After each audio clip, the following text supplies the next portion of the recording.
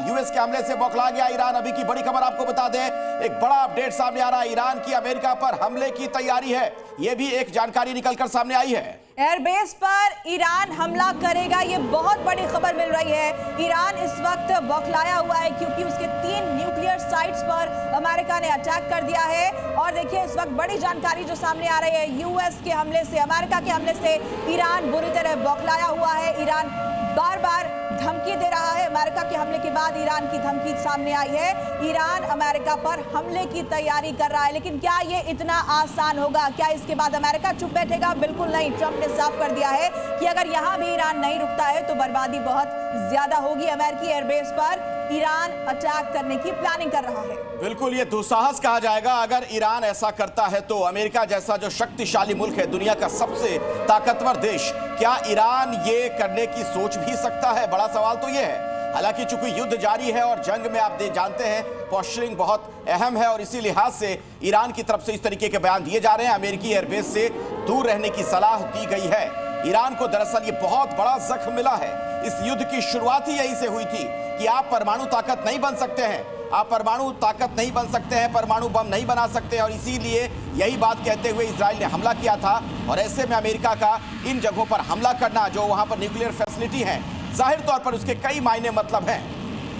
देखिए ईरान पलटवार करने की चेतावनी दे रहा है। इस वक्त की सबसे बड़ी खबर है। ब्रजेश हमारे साथ बने हुए हैं। ब्रजेश, ईरान धमकी दे रहा है, चेतावनी दे रहा है कि हम पलटवार करेंगे, टारगेट की प्लानिंग तैयार कर रहा है, लेकिन ये बेवकूफी नहीं होगी क्या ईरान के लिए?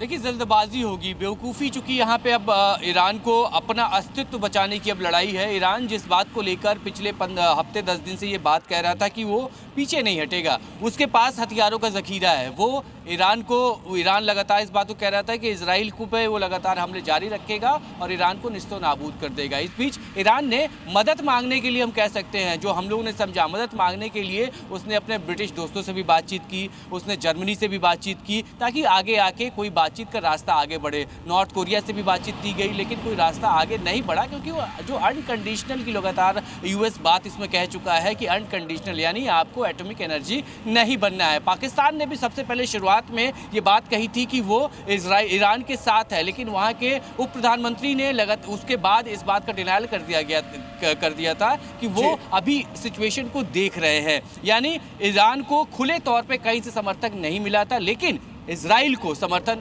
यूएस से मिला। डोनाल्ड ट्रंप ने समर्थन दिया।